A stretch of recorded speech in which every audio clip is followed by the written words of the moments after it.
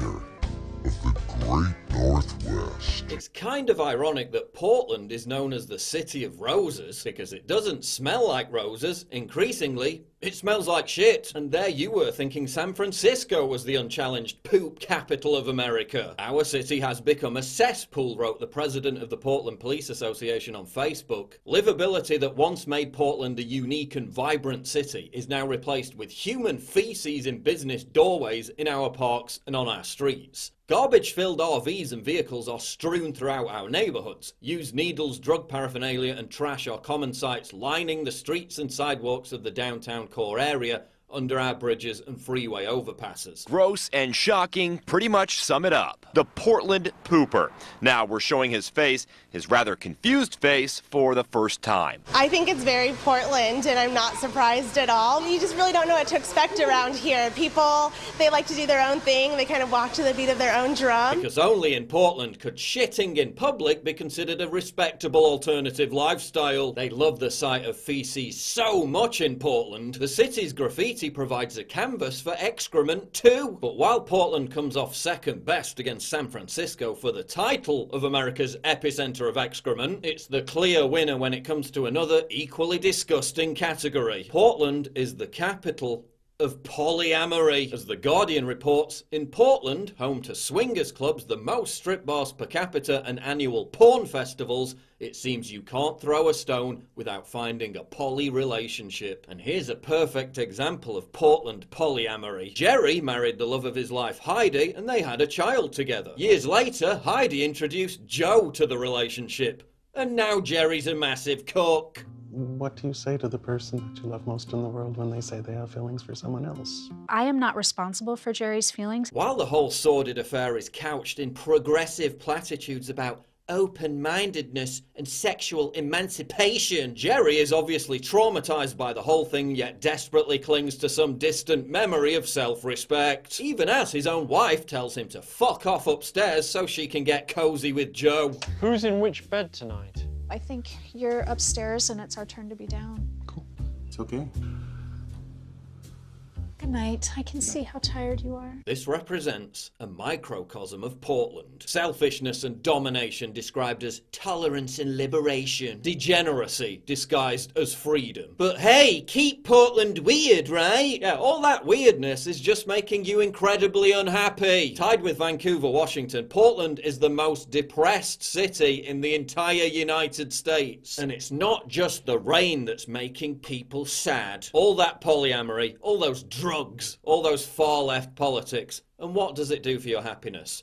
Nothing! Portland is the capital of self-loathing, a generation of miserable, self-wallowing, passive-aggressive trust fund babies with no purpose in life. Or as they're better known, Antifa. Faced with having to make an actual effort in life or embrace total irrelevancy and existential terror, it's far easier to just appoint yourself the vanguard of the resistance against non-existent fascist hordes. But as an Antifa member in Portland, you don't just get to assault people for having a different opinion with near impunity. Because of Mayor Wheeler's complete castration of the police, you also get to direct and block traffic. Just go that way. Because I told you to. Really? Mm-hmm. Don't hurt Yeah, me. brother. Just go, Yeah, you little please. white little fucker. We don't need your KKK in Portland, Oregon. Well, I can't. I need to... Hit me, motherfucker. They've also got this peculiar penchant for harassing and screaming at old people. Hey!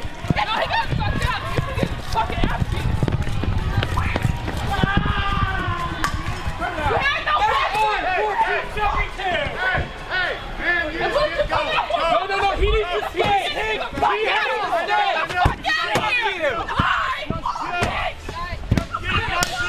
Get his license plate. Go inside, old lady. She said nobody. Too old to party with us. You don't care. Nobody marks for me. But hey, if these were your Tinder profile pics, you'd probably be frustrated too. It seems clear that if you wish to commit a crime in Portland and want to get away with it, Just dress in black and say you're a leftist. With Mayor Ted Wheeler's blessing, the police will let you do whatever you want. As the president of the Portland Police Union, Daryl Turner, states, Portland has become one of the most politically violent cities in America. Lawlessness, aggression, and violence have replaced peaceful protests. You're a fucking traitor. And again, this is all the fault of Portland's soy boy mayor, Ted Wheeler, who has ordered police to stand down against Antifa terrorism time and time again. Despite Wheeler bending over backwards to accommodate Antifa, they still stormed a city council meeting demanding his resignation. Wheeler has also prevented the police from combating criminality amongst Portland's growing homeless population, preferring instead to lambast cops for profiling homeless people. We want to work in the communities, we want to help the communities, we need the resources to be able to do that. And when the mayor writes something about implicit bias and that we may be profiling homeless people, it really upsets us. It's insulting. Portland's homeless problem was exacerbated by the city's own stupidly naive, bleeding heart policy of instituting a no-turn-away policy at homeless shelters. This led to a deluge of homeless people from other cities and states turning up and demanding accommodation. Now, less than half the people who checked into Portland's homeless shelters are actually from Portland. Tech trendies driving up house prices also put more people on the streets. Homelessness in Portland and beyond seems to be more visible than ever. Residents are growing frustrated with the smell of urine, human feces and abandoned objects littering public spaces, and sometimes their own doorsteps. In certain places, there is the feeling that this is a fight being lost. Portland has so many homeless people now, someone even put up a joke Yelp page for Portland sidewalk camping. I love Portland sidewalk camping. For a dumpster diver, it's heaven. Seeing the tent cities everywhere with requisite tops and garbage is wonderful. Portland has become one great big dump. Tent fires and knifings are a bonus. Sometimes I get to see naked people, so my voyeurism is satisfied. No telescope needed. Being accosted by people demanding lucre for safe passage satisfies my sense of adventure. And thanks to homelessness, Portland loses out only to San Francisco as America's biggest open-air mental asylum, which in turn illustrates how the hate and revulsion for police in Portland is not just limited to protests. In this example, one of the city's many crazy lunatics escapes an asylum and starts acting out. And to whom do Portland's rent-a-mob of weirdo miscreants immediately lend their support? The police who are trying to apprehend the crazy lunatic and keep the locals safe? No, they side with the crazy lunatic because of course they do. Do not treat this man unfairly. You do not need that weapon, sir. Sir, you do not need that weapon. It is a mental health crisis. Hey, we know who the fuck each and every one of you are. Don't you fucking touch that man. I don't care what you whisper. Hey, Your presence here is just don't. Yes, it is. No, especially you. Especially you. You and I. Do not fucking touch me. Back up, please. You got a fucking lawsuit on you. You need to back off away from them. I just had enough of fucking with protesters. No. 14 years of mugshots. A Portland area man's eye-opening transformation. As his final incarnation, he should run for mayor. He'd probably win. He might face some stiff opposition from this person, though. Listing scum!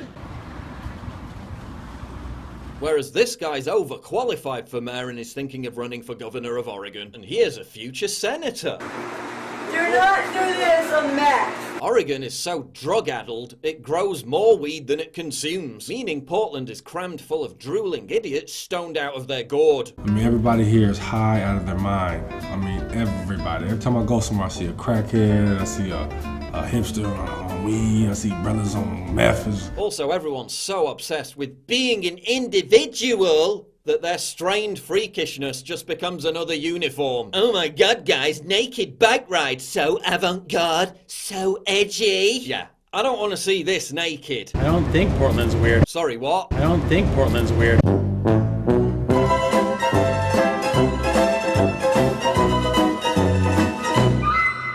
don't think Portland's weird.